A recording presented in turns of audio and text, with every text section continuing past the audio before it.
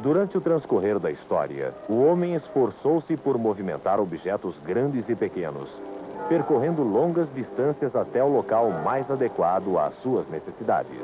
A tarefa de transportar objetos pesados tornou-se mais fácil com a utilização de troncos cilíndricos como rodas. Em seguida, descobriu-se o modo de unir à carga e, dessa forma, por evolução, chegou-se à roda. Não muito tempo depois, o homem ficou cansado de arrastar os seus carros, buscando a alternativa do primeiro motor, os animais, que, como os homens, mostraram ser inconstantes. Por isso, foram procuradas outras formas de energia motriz. Finalmente, descobriu-se a força motriz do vapor. Não sendo considerado muito eficaz, prosseguiu a busca de uma fonte de energia mais perfeita. A ideia de queimar combustível dentro do cilindro do motor conduziu ao desenvolvimento do motor de combustão interna.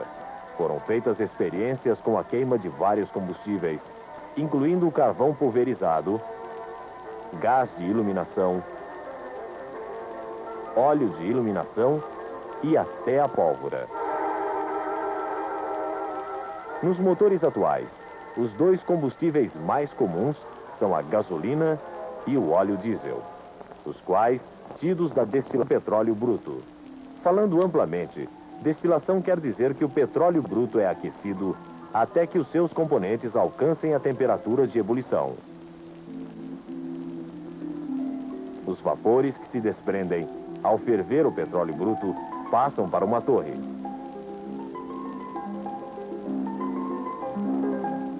Como esses vapores têm densidades diferentes, alguns sobem mais que outros no interior da torre, e quando se resfriam, voltam ao estado líquido, sendo recolhidos numa série de bandejas a várias alturas.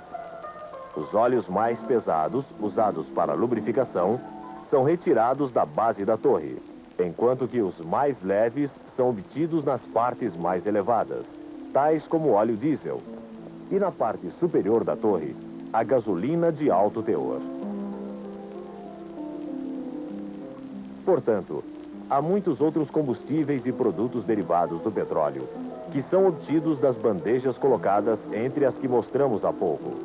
Nem a gasolina e nem o óleo diesel, no seu estado líquido normal, entram nos cilindros de um motor em funcionamento.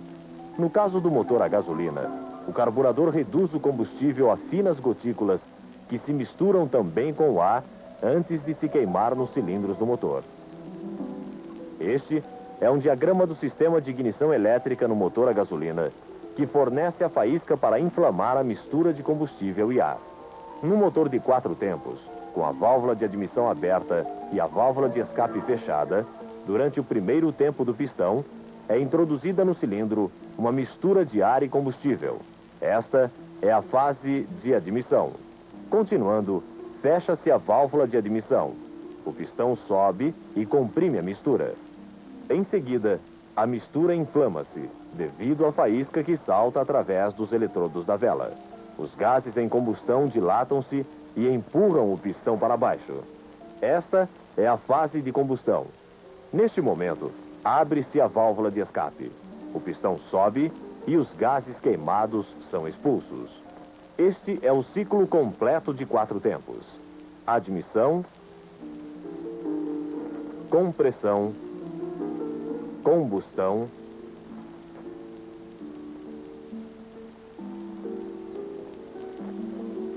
escape. O motor diesel assemelha-se muito ao de gasolina, mas é completamente diferente em vários aspectos importantes. O diesel não precisa de carburador.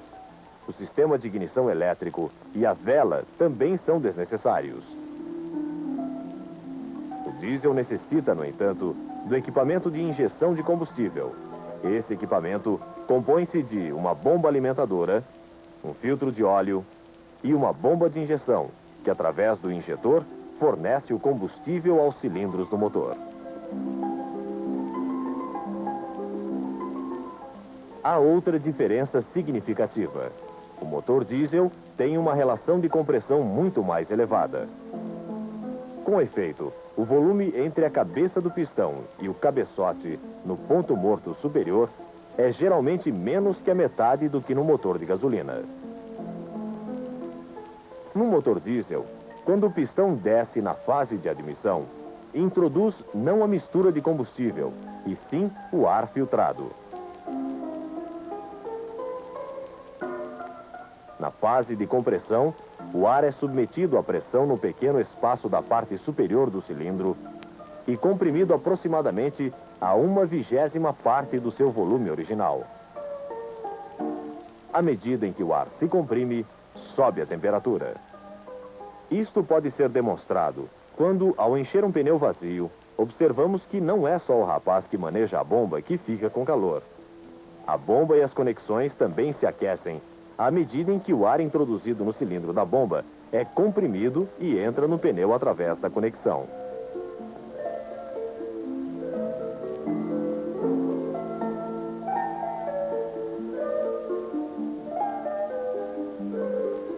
Um exemplo mais ilustrativo: o fósforo pneumático, que consiste de um êmbolo fortemente ajustado, um tubo e uma mecha inflamável que se coloca na extremidade do êmbolo. O ar é comprimido ao se introduzir fortemente o êmbolo no tubo. Gera-se calor suficiente para que a mecha comece a se inflamar e, com um pouco de estímulo, surgem as chamas. O princípio do diesel baseia-se no fato de que o ar é aquecido pela compressão. A temperatura do ar dentro do cilindro alcança 500 graus centígrados no mínimo. Nesse ponto, o combustível é injetado em forma de fina pulverização ou vaporização. Em seguida, ele se inflama, sem necessidade de faísca, e os gases dilatados empurram o pistão na fase de combustão. À medida em que o pistão sobe, os gases queimados são expulsos. Mais uma vez, o ciclo completo. Admissão de ar. Compressão fazendo com que o ar alcance uma temperatura elevada. Neste ponto, o combustível é injetado. Combustão, quando se dilatam os gases em combustão.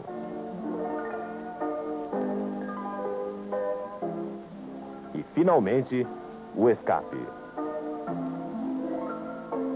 Quando se agrupam os cilindros, formando unidades policilíndricas, a potência também se multiplica. Dessa maneira, pode-se fazer motores para uma ampla variedade de aplicações.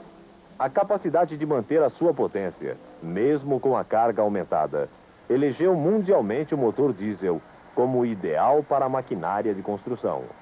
Para os veículos de estrada, nos quais velocidades e cargas variam continuamente durante todo o período de trabalho, necessita-se de uma classe diferente de funcionamento, seja para transportes a longa distância ou para fornecimentos porta a porta.